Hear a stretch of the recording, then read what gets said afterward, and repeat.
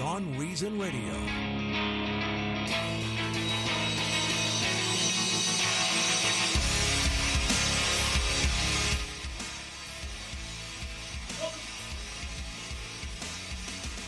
Welcome to the show, everyone. Sorry, a little technical difficulties at the beginning there. This is Beyond Reason Radio. I'm your host, Michael Yaffee, the voice of reason, the voice of truth in a world that is beyond reason. We are on once again till 8 p.m. tonight here on News Radio WFLA Orlando. And, of course, if you miss any of the show, you can catch the podcast pretty much anywhere podcasts are available. On the morning show, when I was promoting Beyond Reason, Tom Benson, I said, I just know there's people out there that when they listen to the morning show, they say, I don't get to hear enough Yaffee. I know. It's just such a problem. And I tell them, you can hear more of me. I have my own show. There you go. And you can listen anytime you want. If you don't catch it live, you can do it on a podcast style. Exactly. What's the problem? Yeah, there is no problem. No, we can catch us on Facebook Live as well. And if you're one of my trolls, you can listen to me too and troll me more. I know you get great enjoyment out of this. I know the trolls love it as well. So you can listen too. We have a lot of things to get to, more on the coronavirus. A lot of our audience is becoming more skeptical of the numbers because of a report done by Fox 35, which are our news partners. So we're going to talk a little bit about that. I'm not going to jump to too many conclusions on that. It's a little too soon to tell. It's not proof that the whole thing is a sham or anything. I know some of our audience have believed that from the beginning. I'm not willing to go that far, but we'll go through the story. Also, the cancel culture. Actually, I don't know if this is an effect of the cancel culture. What happened at the New York Times with the op-ed columnist Barry Weiss, she, in a way, did cancel herself because she quit, but what was going on behind the scenes in the newspaper? She claims there's a big division between those under 40 and those above 40. Which we all know it's true, right? Sure.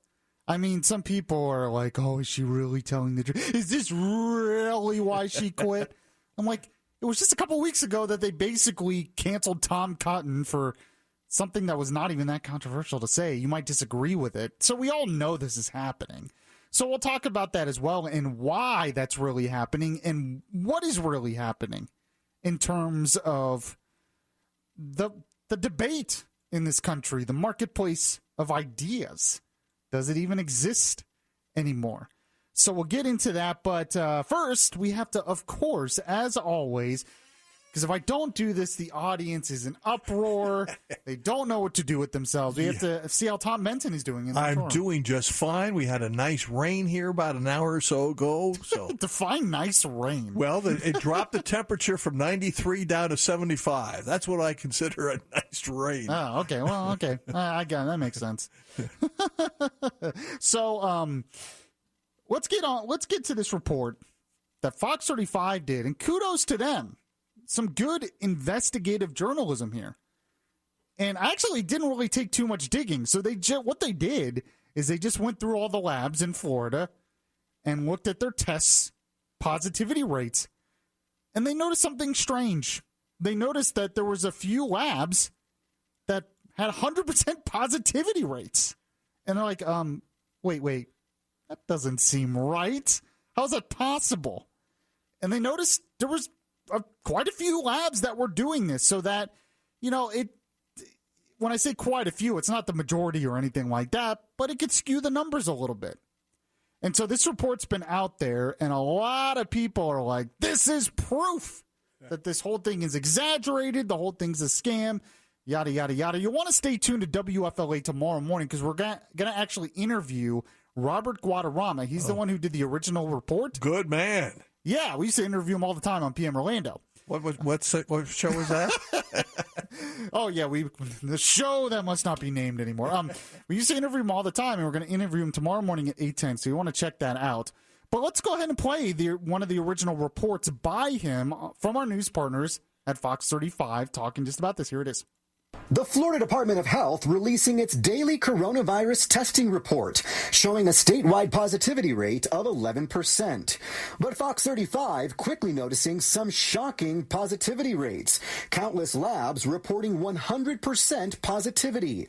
That means every single person tested was positive. We sifted through the reports to find local testing sites with high numbers. Like this Centricare. 83 people tested and all positive. Check out the Orlando VA, a positivity rate of 76%. NCF Diagnostics has a location in Alachua. 88% of tests coming back positive. And 98% for Orlando Health. How could that be? We investigated these astronomical numbers, contacting every location mentioned. Orlando Health, the only to respond, confirming errors in the report. Its positivity rate is, in fact, only 9.4%. It's really interesting when you break down the numbers by the labs and you find out the positivity rates are under 10%. So that's actually some good news. It's much better than 100%, I guess. Well, the thing is, too, if it's happening locally, is it happening everywhere in the state? Yeah. Who knows? Yeah. And there's a lot of people probably listening right now who believe this is all manufactured. This is all done on purpose to make this thing look worse. I find that hard to believe. I tend to think stuff like this comes from incompetency. And frankly, we've never been through something like this before. So you have more tests going on for a virus now than possibly ever in the history of America. So there's going to be mistakes involved. And I think that's probably what's happened. But what worries me is a couple of things. One, we're going to, once again, go to our sides. You're going to have some people say this is the reason why we shouldn't take it seriously, which I don't think is true. But you're going to have other people on the other side. You know what they're going to do? They're going to blame Ron DeSantis, of course. Somehow, this will be Governor DeSantis' fault. You wait for that. That's coming. By the way, there were some local lawmakers reacting to this today. Go ahead and play the second report by Fox 35, Mr. Tom Ensign. On this issue, lawmakers on both sides of the aisle can agree. I'm blown away. It's out of control. It's incredibly frustrating that we continue to see concerns of data transparency. Reaction from Republican and Democratic state representatives to our Fox 35 investigation that discovered dozens of labs on the state's COVID-19 report had a 100% positivity rate. After we started asking questions, several labs and hospitals confirming the numbers were wrong. The Florida Department of Health admitting some have not reported negative test result data to the state. What you're seeing is a lot of sloppy numbers just being jammed out to the public. It needs to be objective. It needs to be valid and reliable. The public must have access to this data so they can make informed decisions. Representative Escamani saying she'll be in touch with the Department of Health at the county and state levels. Sabatini planning to write a letter to the governor and demanding additional oversight or a task force to double check the numbers. Yeah, I don't think this anything to do with partisan politics. I think this has 100% to do with just keeping scrutiny on agencies. So there you go. Those are the facts on that. There's a lot we still don't really know, but it's good that we're looking into this because we really need to get to the bottom of this. So kudos to Fox 35 for pointing this out. But, because of this, I was thinking about the whole debate over the virus in general. There are a lot of people in our audience who are really against the mandates to wear masks. They really feel like the mask thing is too far. And I kept asking myself, why? What is it about the mask that it really has people up in arms? And frankly, I don't think it's really about the mask itself. I think there's something bigger going on here when it comes to this debate in this country over the virus. And we're going to get into that in just a moment, so you have to stay tuned. This is Beyond Reason Radio. I'm your host, Michael Yaffee. We'll be right back. If you miss any of the show, you can download the Beyond Reason podcast on iTunes.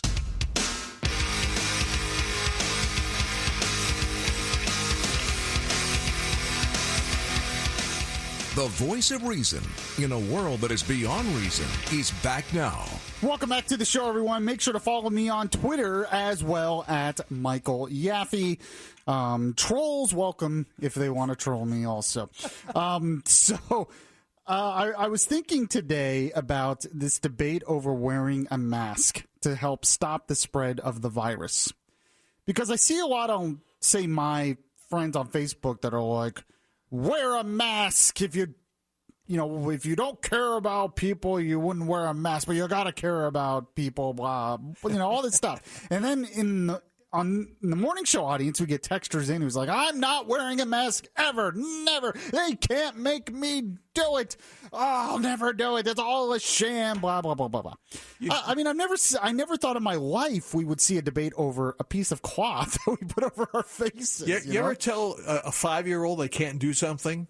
Or they must do something, they rebel. That's exactly what it is, human nature. Well, I think it's that's true. And there's definitely a part of that. It's a rebellious thing. But I think it's a little bit bigger than that. Because the people that are so anti-mask, and I'm not anti-mask, I mean, of all the things to inconvenience you, putting a cloth on your face when you go out is not, it's not that big a deal. And frankly, to most people, I really don't think it's a big deal. It's not that inconvenient. I think the people that are really anti-mask, it's not about the mask. It's about what the mask symbolizes. It's about the fact that as a country, pretty much everyone who's alive now in America has never had to go through what we're going through now. You had businesses shut down. People's jobs taken away. Either you're furloughed for months or you're laid off. You had businesses who can't come back. But not only that, you have parents that are forced to teach their kids at home. You have, it just goes on. You can't go to holiday parties. You can't go to restaurants. You can't go to amusement parks. You can't do you can't do your normal things because the people at the top and the people in the media are constantly telling you to stay home. And not enough people did that at first, so the government said, you must stay home by law. And you're talking to Americans who have never had to experience something like this in their entire lives. And you're like, you're totally taking away my freedom. And the worst part about it is it seems like the people at the top that are telling people to do these things, to make these sacrifices, don't have to make a lot of the sacrifices themselves. And that's the thing I think really bothers a lot of people. So when someone on TV, like Don Lemon or something, is lecturing you to stay home, you know that Don Lemon is still cashing his cushy paycheck. That's right. He's still going to work. He's still spending. It really doesn't affect him. Yeah, it might inconvenience him a little bit. But imagine if you're a waitress or a bartender, and you've been out of work for months, you're not getting a paycheck, but you also have no social life. Your kids are stuck at home with you, and you don't know if you're ever going to be able to go back to work. Or you're a hairstylist, and you enjoy what you do. Not only are you getting paid, but you enjoy your work. And the government's telling you can't do it, and you don't know if you're ever going to get to go back. And the people at the top are not having to make those same sacrifices. And so they're telling you, you stay home. And they're like, but I have to make a living. Oh, we'll send you paychecks. We'll just send you the money. We'll just send you unemployment. And they're acting like that's okay, that makes up for it. Not realizing that a lot of those workers, a lot of those business owners, it was more than just a paycheck. It's their lives. It's their livelihoods. It's their purpose. It's their social life. And you've completely taken that away, and it seems like you're not having to make the sacrifices. So all of a sudden, all these shutdowns, and, on the National Review, Jim Garrity, a writer for National Review, made a good point. He said this on Twitter today, and he wrote about it. He said, the debate about reinstating some quarantine restrictions would be going completely different if we hadn't seen dumb cases of arresting people for minor offenses, arbitrary restrictions, and idiot celebrities telling us we're all in this together. And I think he's exactly right. You had, like he said, idiot celebrities from their rich mansions who probably never leave anyway, broadcasting from home saying, oh, we're all in this together, and you just lost your job. Your family member maybe died from the virus. Who knows? You can't see your family member in the nursing home, and you think this celebrity telling you everything's going to be okay is going to make you feel any better. And finally, the last thing is a mask. You have to wear a mask, which wearing a mask sucks, but it's not the worst thing in the world. But people have just had enough. They don't understand. They don't buy this. We were told to do all these things, and it didn't work. We shut down for months, and now we open up, cases go back up. We're told to do all these things, and it's not working. And if you question any of it, well, you're anti-science. Why are you anti-science? Don't you understand the scientists are trying to save your life? The politicians are trying to save your life. Don't you get it? And it's like, I understand that, but I'm also questioning some of this because they've been wrong. We believe in science. We may not believe the scientists.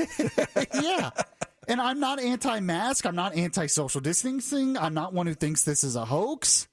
I do think we need to take some measures because I don't want to see 33,000 people die in Florida like we saw in New York. But show some humility if you're a scientist. Show some humility if you're in the media. Show some humility if you're a politician ordering people around. And I don't think they are. And I think the mask thing is just an extension of that. So the other debate that's going on when it comes to the coronavirus is whether to open up the schools. A lot of teachers say no, they're protesting. A lot of parents say no, I'm not taking my kids to school. I think Governor Ron DeSantis is doing the right thing. He's basically giving you options. And he says, we want to give people options. They want their kids to stay home, then stay home. You can do virtual learning. But we want to give the options to those kids who it's better for them to be in the classroom to be able to go back to the classroom and somehow do this safely. Now, one idea I heard was if the teacher can do virtual teaching, with the kids at home and the teacher somewhere else, why can't the teacher do that in the classroom where the kids are in the classroom, but the teacher is doing it is somewhere else? Yeah. Because the threat isn't really the kids. The kids are not really getting sick by this in big numbers. And the kids are not really big spreaders of this. The threats to the teachers and the janitors and the administrators, all the adults, the bus drivers. So why can't we think of a way where maybe the teachers are not as in much direct contact, but you can still have the kids in school? But it seems like you can't even have this debate.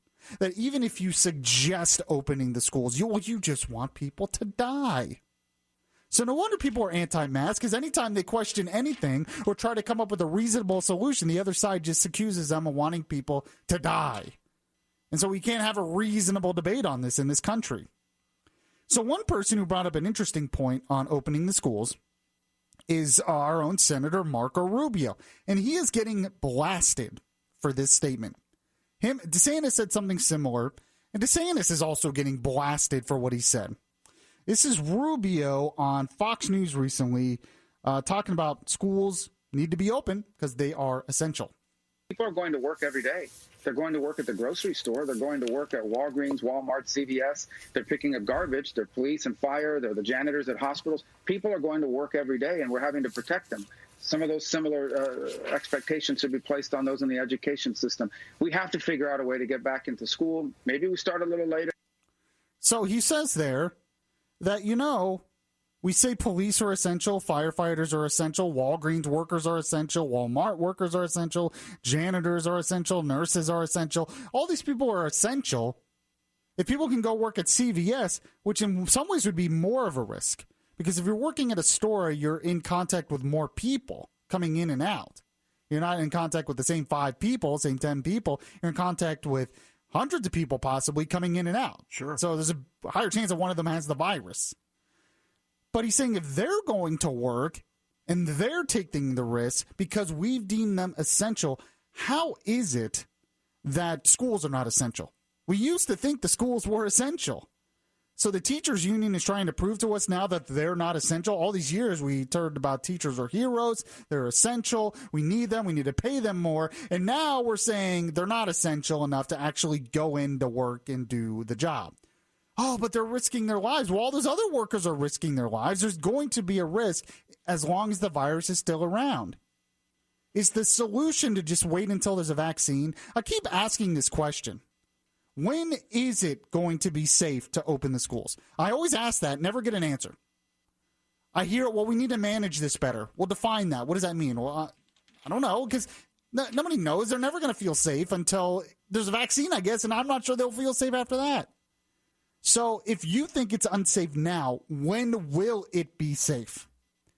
I can show you all the facts that show that students are not super spreaders of the virus, but they still feel unsafe. Okay, when will it be safe? Because isn't school essential? That's what I've been told my whole life. Now it's not. Oh, but it can be done from home. But the facts show that it's not really working that way. Mostly because the parents aren't as involved as they should be, but that's a whole other issue. But Rubio, I think, is being a voice of reason, and he's being blasted for this. So Marco Rubio, he was on CNBC as well talking about this. Here's him in context. Seems pretty reasonable to me on this subject. Here's what he said. Florida's an enormous state. We have 67 counties. I spent over a week now in Northwest Florida, where the vast majority of the counties could reopen. They're not facing this. So I think in many of our counties, the answer to that question is yes, we could. In others, I think we are going to have to take additional measures to be able to reopen schools, and I think we need to be flexible about all sorts of things. It isn't going to be school the way we're used to in normal times, but at some point you have to make those decisions on the basis of a cost-benefit analysis. What are the costs of not reopening school? What are the benefits with regards to the virus for not opening schools?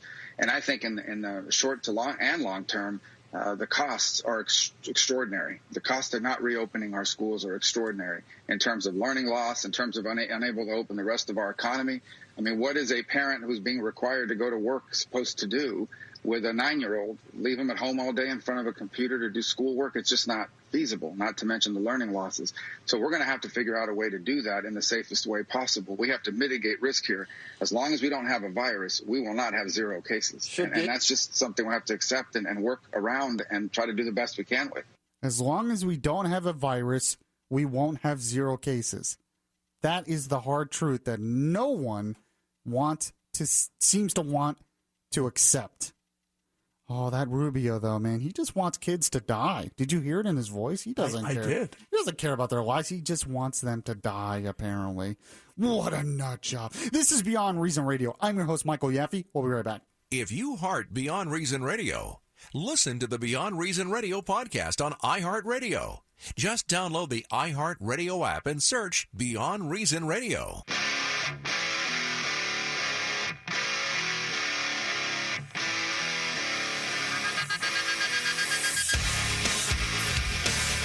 This is Orlando's Smart Talk Radio. Beyond Reason Radio continues now. So one last thing on the coronavirus, and we're going to move on to some other things going on in the country today. The Orlando Sentinel had an editorial basically bashing Ron DeSantis, saying he's not showing true leadership in the face of this virus. Now, actually, when you read the editorial, it's not as bad as I thought it would be, because the headline makes it seem like they're going to really bash him. But then they go over a lot of good things he did and a lot of good points he made and all that stuff. So it's not completely just a hit piece. But there's some things I do want to point out. One thing is they brought up what I just brought up in the last segment. DeSantis says if Home Depot and Walmart can reopen, why not schools? This is the Orlando Sentinel's response. For one thing, big box stores are more like airplane hangars than small classrooms. I don't know if you've ever been to a Walmart, but there's a lot of people close together, crowded in Walmart aisles. I just want to point that out.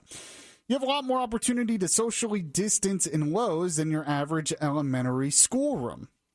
In some cases, yes, but you also have a lot more, you're touching a lot more things, but you're in contact with a lot more people over time.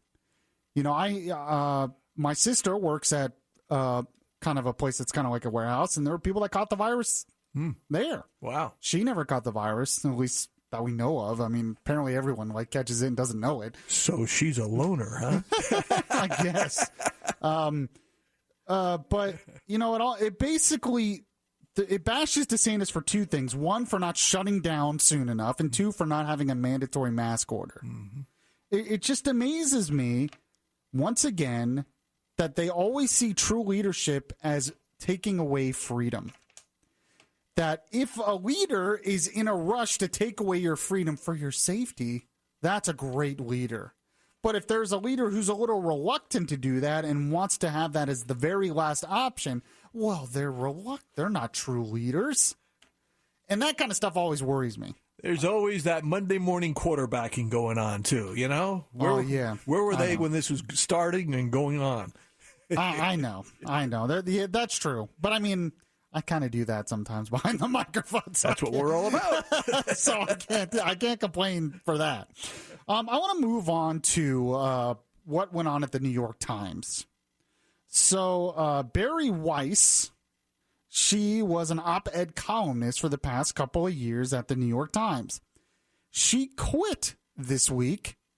The reason she quit, not too surprising, to be honest with you. You can read some of the letter here. It says, it is with sadness that I write to tell you that I am resigning from the New York Times. I joined the paper with gratitude and optimism 3 years ago. I was hired with the goal of bringing in voices that would not otherwise appear in your pages. First-time writers, centrists, conservatives, and others who would not naturally think of the Times as their home. The reason for this effort was clear: the paper's failure to anticipate the outcome of the 2016 election, yada, yada, yada. She talks about why she was honored to do this. She continues on here, though. She says, but the lessons that ought to have followed the election, lessons about the importance of understanding other Americans, the necessity of resisting tribalism, and the centrality of the free exchange of ideas to a democratic society, have not been learned. Instead, a new consensus has emerged in the press, but perhaps especially at this paper, that truth isn't a process of collective discovery, the free marketplace of ideas, things I talk about, but an orthodoxy already known to an enlightened few whose job is to inform everyone else. Twitter is not the masthead of the New York Times, but Twitter has become its ultimate editor. So it talks about how the Twitter mob goes after people they disagree with, and New York Times basically caves. Okay, not too surprising. We saw that with the Tom Cotton piece just a few weeks ago. Mm-hmm. So, you know, some people are saying, oh, she's lying. Oh, she has ulterior motives, all this stuff. But it's not hard to believe what she said, because we literally saw this just a couple of weeks ago with the Tom Cotton thing.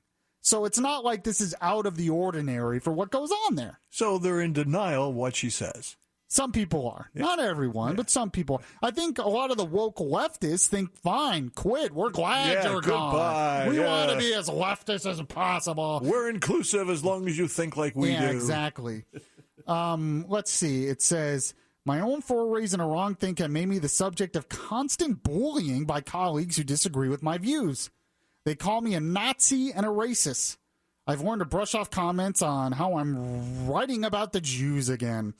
Several colleagues perceived to be friendly with me were badgered by coworkers. My work and my character are openly demeaned on company-wide Slack channels where masthead editors regularly weigh in. Which is bizarre to me. Some coworkers insist I need to be rooted out if this company is to be truly inclusive one, while others post axe emojis next to my name. Still, other New York Times employees publicly smear me as a liar and a bigot on Twitter with no fear that harassing me will be met with appropriate action. They never are.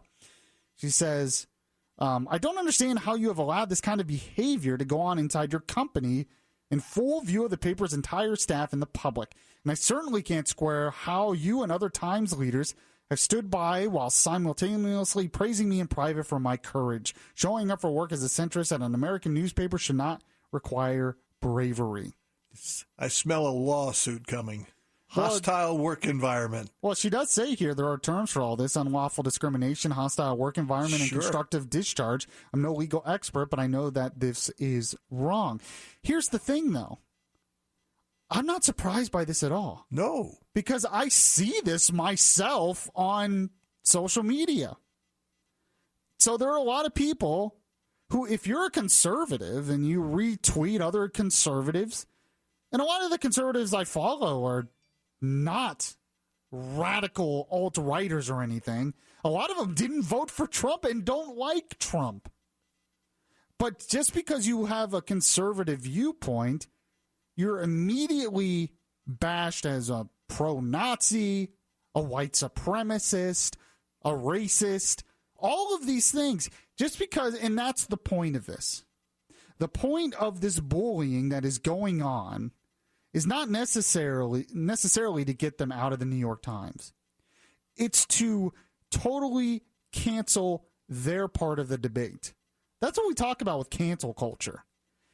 If you're a conservative who believes in family values, the Constitution, limited government, low taxes, free market capitalism, anything like that, anti-abortion, these things aren't that controversial.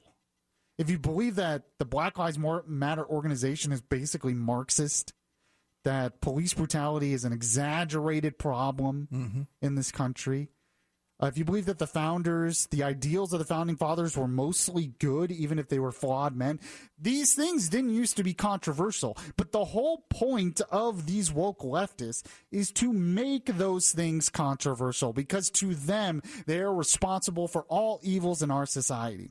And the way that they can do that is not by winning in the debate of ideas, it's by just bashing you, labeling you, shutting down the opposition.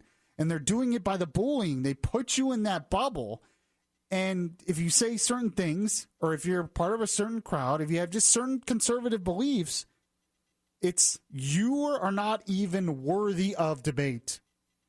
If you're a limited government conservative, you're not even worthy of debate anymore. You need to be shut down because you're fringe. You're radical. So something that was in the mainstream not that long ago, they want to make it radical, because once you're just labeled as fringe and radical, then there is no debate. They say you're not worthy of debate. You're just as bad as the Ku Klux Klan or something. I mean, obviously, anyone who listens to the show knows I'm not a white supremacist or something. It's ridiculous. Conservatism is all about individual rights. You can't be a white supremacist and believe in individual rights. But that's what they do, and it's amazing. And then a lot of times they'll say Trump is responsible for exactly what they're doing. There's a great piece in the Wall Street Journal today from Gerard Baker. It says, democracy dies in darkness, but don't blame Trump. His enemies warned there would be an all-out assault on freedom of speech. Then they launched one. It says, remember the grave warnings when Donald Trump was elected about how his presidency would usher in an unprecedented assault on freedom of expression? Yeah, and he has all these examples, the Washington Post putting out democracy dies in darkness and all that. 4 years on, it's clear the warnings were justified. Consider the state of free speech in Mr. Trump's America. Newspaper editors are forced to quit because of pieces they've run. Academics are removed from positions for daring to dissent from the dominant orthodoxy. Corporate executives have been fired for opinions written 3 decades ago that now fall outside the lines of acceptable public discourse. It's amazing. And then he points out, he says, but wait, it's not Mr. Trump who silenced them. Can you name a single person in the media who has suffered materially for saying hostile things about the president in the past 4 years? In fact, there's no surer way to advance your career in entertainment, news, sports, literature, and even business circles than to issue some well-rehearsed bromide on social media about the monster in the White House. Mm-hmm. Sure. He's exactly right. Trump bashes the media, but it's not Trump supporters and conservatives who are forcing people out of newspapers. It's not conservatives who are tearing down statues, wanting professors fired for having a different opinion. It's the left. They're the ones trying to shut down debate, and yet they accuse Trump of doing this. It's kind of amazing that they think they can get away with this. So speaking of Trump, by the way, moving on to something a little bit different, kind of related, Trump did a speech in the Rose Garden yesterday at the White House. And I guess it was supposed to be on foreign policy and some other stuff, but it kind of turned into a campaign rally speech. Here's some of what he said. Joe Biden's entire career has been a gift to the Chinese Communist Party. Joe Biden supported China's entry into the World Trade Organization, one of the greatest geopolitical and economic disasters in world history. As Vice President, Biden was a leading advocate of the Paris Climate Accord, which was unbelievably expensive to our country. America lost nearly 10,000 factories while Joe Biden was vice president. This is what he wrote. High-speed broadband. We want high-speed broadband. Well, why didn't he get it? 3 years ago is not a long time. And he didn't do any of the things, but now he says he's going to be president. As president, he's going to do all the things that he didn't do. He never did anything except make very bad decisions, especially on foreign policy. So a lot of people were outraged by this speech, especially those in the media. But the reason they were outraged kind of fascinates me a little bit. In fact, here's a little clip from Morning Joe this morning talking about Trump's speech. Here's what he said. This violates not law, but tradition of presidents using the White House, particularly the Rose Garden, to give campaign speeches and to attack their political opponents during a presidential campaign or at any time. You know, it's fascinating to me that all of a sudden the left cares about tradition. I mean, I heard that everywhere yesterday. He broke the tradition of the Rose Garden. How could he break this solemn tradition of the presidency not to use the Rose Garden for partisan political speeches? Now, I would kind of agree with them, but you're going to be lecturing Trump on tradition? You've spent the last 4 years, especially the last year, trying to break down every normal tradition in this country. Just going to Mount Rushmore on the 4th of July, which is all baked with tradition, was totally slammed by these same people in the media. So all of a sudden now we must care about tradition. Oh, okay. Sure. Yeah, I think you just only care because it's Trump. I don't think you really care about the tradition of the Rose Garden. Give me a break. This is Beyond Reason Radio. I'm your host, Michael Yaffee. We'll be right back. Download the iHeart Radio app and catch the Beyond Reason Radio podcast.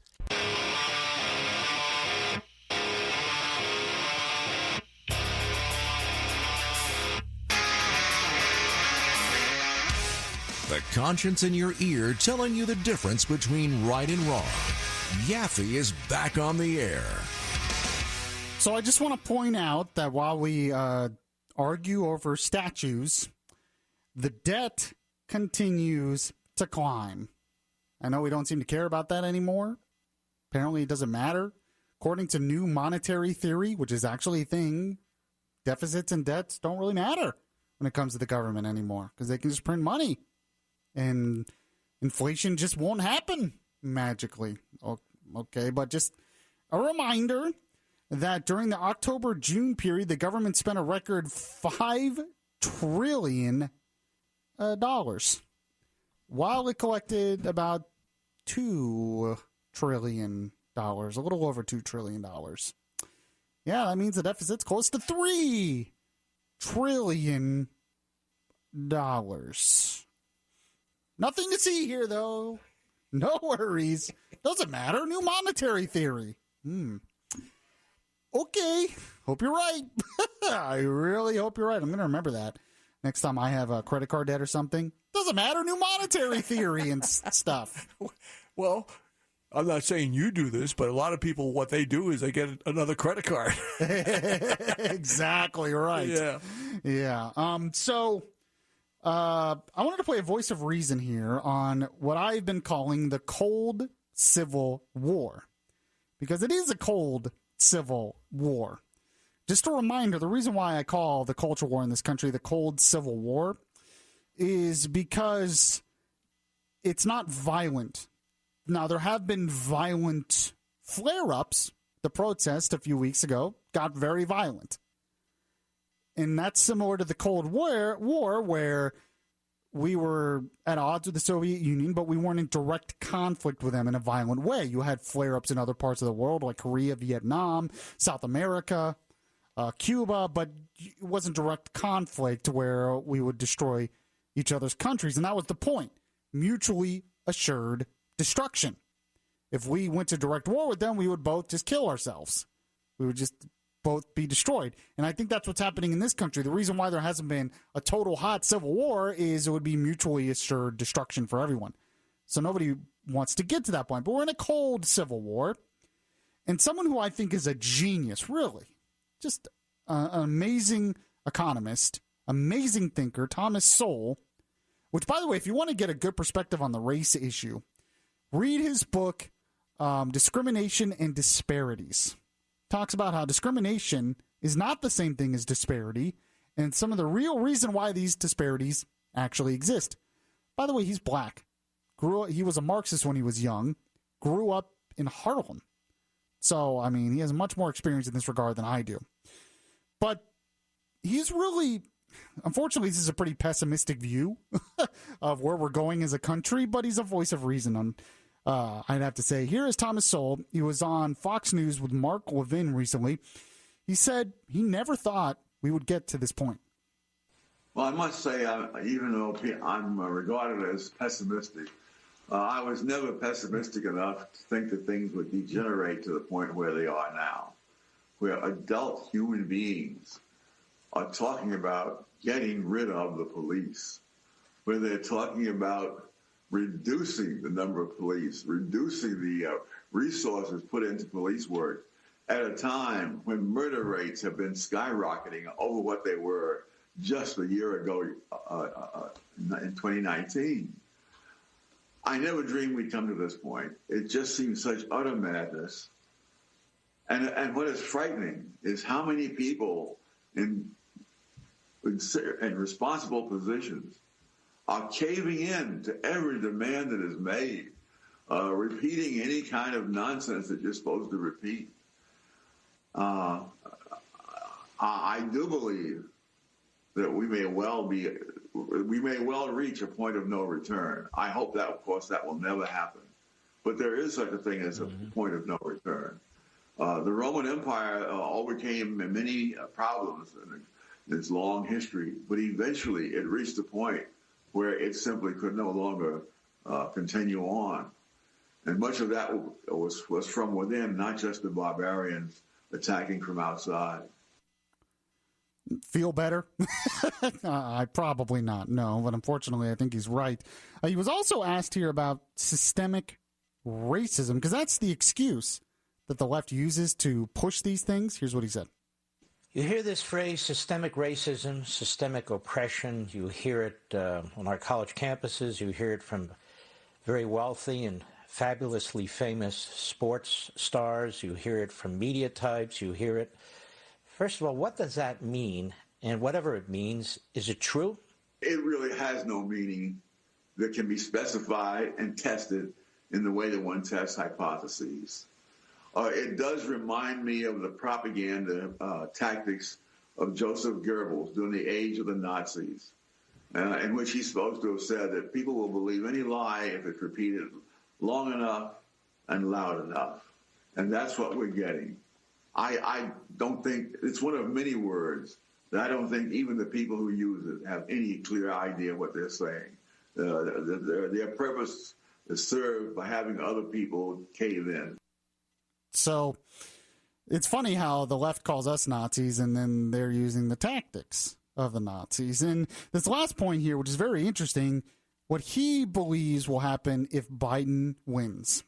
Well, what I see is that if the election goes to Biden, that there's a good chance that the Democrats will then control all the two branches of Congress and the White House. And considering the kinds of things that they're proposing, that could well be the point of no return for this country. What's really interesting about that last point is Thomas Sowell is not a Trump fan. In fact, if you go back to his columns during the last election when Trump was running, he was very, very critical of Trump. But a lot of people are realizing that as bad as Trump rhetoric is sometimes, what he did was okay. But what the left is pushing is very dangerous. I mean, I think a lot of the Never Trumpers on the right the last time are going to vote for Trump this time because they see him as a necessary evil. Because how else can we stop those who want to tear down our history? How else can we stop those who want to abolish the police? How else can we stop those who want to tear down free market capitalism? How else can we stop those who want to silence our voices? It's the leftists that are doing that. And frankly, even though Biden, maybe not as extreme leftist as some of those doing that, he's placating to them. And they're going to feel more emboldened if he wins. So you're going to have a lot of conservatives out there, even the ones that didn't like Trump, I think are going to vote for him this time because they understand that maybe he is a necessary evil. We'll see what happens, though. Got a few months.